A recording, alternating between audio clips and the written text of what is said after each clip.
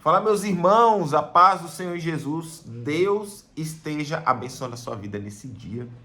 Estou meio sumido, eu sei, mas tem umas quase 2 semanas aí que eu tô numa gripe, garganta fechada, cansaço, moleza no corpo, vocês não têm noção. E foi umas semanas aí bem corridas, com algumas novidades que eu tô querendo muito falar para vocês, mas ainda não posso. Combinei que só vou falar sobre isso lá pro dia 15 de dezembro. Vocês vão ficar muito felizes com o que eu tenho para falar para vocês. Mas ainda não posso falar, me desculpe. Me perdoem, porque eu sei que vocês vão ficar curiosos aí.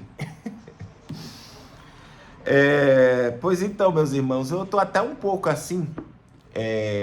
Eu sei lá, não sei se é porque quando a gente fica doente, a gente fica um pouco sem estímulo, né? Tipo assim, sem criatividade. E por eu morar sozinho e ficar doente sozinho é muito ruim, viu? E aí eu não criei nada, não produzi nada de conteúdo, peço perdão a vocês. E já tem 2 semanas que eu tô tentando tratar isso. Quando eu penso que melhoro, aí pioro de novo.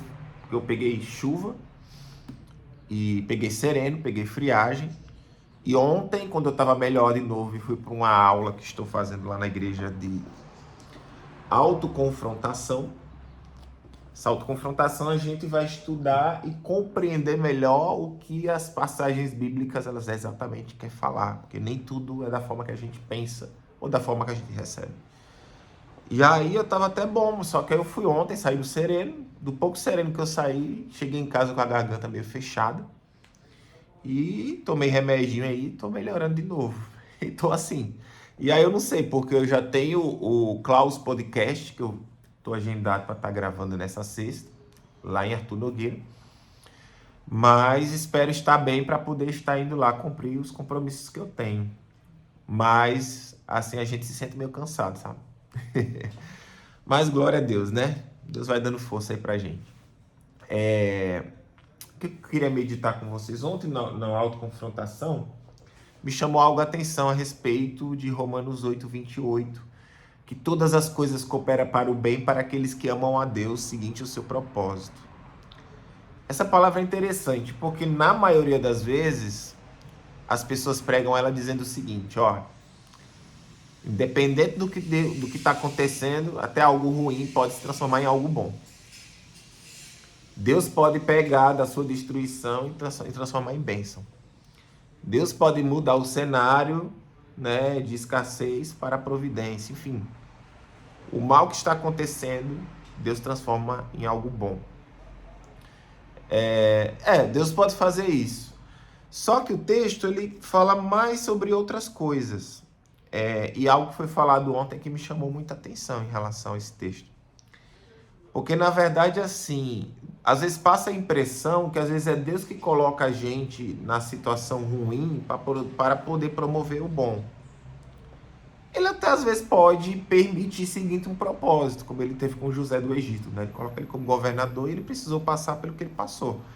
Só que de forma objetiva, na maioria das vezes que a gente se encontra numa situação ruim ou autodestrutiva, foi a gente mesmo que se colocou lá. E isso que me gerou um flash quando eu escutei isso ontem. Porque na maioria das vezes, os nossos problemas são causados pelas nossas péssimas escolhas. E aí a gente coloca, às vezes, na conta de Deus, a culpa de Deus, algo que a gente colheu. A palavra de Deus vai dizer que cada um vai receber seguinte suas obras, boas e más. E muitas vezes a gente promoveu situações ruins, ou ações ruins, ou atitudes ruins que geraram uma colheita ruim na vida da gente. E aí, às vezes, a gente acha que é Deus que está colocando a gente ali para poder o propósito dele acontecer. Só que aí existe um outro porém nesse texto. Porque quando a palavra diz que todas as coisas cooperam para o bem, para aqueles que amam a Deus, seguinte o seu propósito na terra, a gente tem que analisar uma coisa. Porque assim, o texto vai dizer, se eu busco ser semelhante ao Senhor Jesus, isso tudo irá cooperar para o meu bem. Se eu busco a palavra, se eu busco ser semelhante a Cristo, eu vou ter uma vida abençoada, porque estou seguindo os princípios da palavra. E se eu faço aquilo que é certo, eu vou receber bênção, porque cada um recebe segundo as suas obras. Então, se eu fazer boas obras, eu vou ser abençoado e sendo semelhante a Cristo, né? Então, é muito interessante esse texto, porque a gente se encontra nos momentos de tribulação que, na maioria das vezes, é a gente que se colocou lá. Né? E aí a gente vai dizer que é Deus que colocou a gente lá, e muitas vezes a gente vai estar esperando que Deus mude o cenário, porque a gente está achando que é Ele que vai fazer para o propósito dele acontecer. Só que o ponto de gatilho é que eu estou buscando a palavra, eu estou buscando ser igual a semelhante a Cristo, eu estou tendo uma vida de intimidade com Deus, para que Deus, por meio da sua graça, transforme o meu cenário e me leve a um propósito, como seu filho, como seu servo. Então, para Deus mudar o cenário, você tem que estar tendo intimidade. E ter intimidade é o quê? É viver a palavra. Então, se a gente está se encontrando hoje num momento de destruição, de tribulação, será que a minha vida está em Cristo? Eu estou vivendo a palavra para que realmente Deus possa mudar o meu cenário? Ou melhor, eu já entreguei minha vida para Jesus? Eu já dei o primeiro passo de fé? Eu respeitei o processo, né? José passou 13 anos dentro do Egito, passando muita prova, situação difícil, mas ele não negociou a palavra de Deus. E ele honrou a palavra de Deus e confiou em Deus até o fim. Será que, por meio das nossas tribulações, a gente tem perseverado? A gente não tem negociado a palavra de Deus? A gente não tem dado espaço ao pecado? E muitas vezes, quando a gente dá espaço ao pecado, a gente se questiona por que as coisas de Deus não estão acontecendo na vida da gente? Por negligência. Então a palavra só vai dizer que tudo irá cooperar para o meu bem quando eu buscar ser semelhante a Cristo, ou melhor, ter as atitudes de Cristo, ou melhor, viver a palavra. Então, eu queria trazer essa reflexão para você nesse dia sobre esse texto. Sua vida realmente está em Cristo? Você está buscando a ser semelhante a Cristo? Você está buscando a palavra como seu padrão de vida? Você realmente está como filho de Deus? E o apóstolo Pedro traz como característica que eu sou filho de Deus, que é a santidade. Eu estou vivendo em santidade para que realmente, como filho de Deus, Deus, por meio da sua graça, mude o meu cenário, a minha situação. Não que Deus não possa operar na vida de um ímpio, alguém que ainda não conhece Jesus, entregar sua vida para ele. Deus pode. Porém, há um processo. E onde que eu me encontro nesse processo? O que está acontecendo comigo nesse processo? E eu estou realmente no caminho de Deus? Então, eu fiquei pensando muito sobre esse versículo ontem. E é algo que a gente precisa refletir. Precisamos refletir, porque muitas das vezes a gente acha que Deus está operando e a gente está negligenciando o nosso processo, a palavra de Deus. Aí a gente fica esperando e às vezes se frustra. Se frustra porque acha que está demorando ou porque Deus vai agir rápido, mas eu não estou preocupado com a palavra e acho que Deus vai mudar meu cenário que nem um gênio da lâmpada. E as coisas não é assim não, meus irmãos. É processo. Precisamos ser aprovados por Deus. E ser aprovado é você não abrir mão da palavra, né?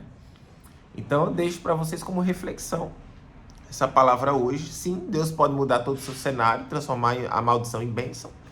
Mas aonde você está nesse processo? Você entregou sua vida para Jesus? Você está no processo? Você não vai abrir mão da palavra em meio ao processo? Embora que possa demorar um pouco?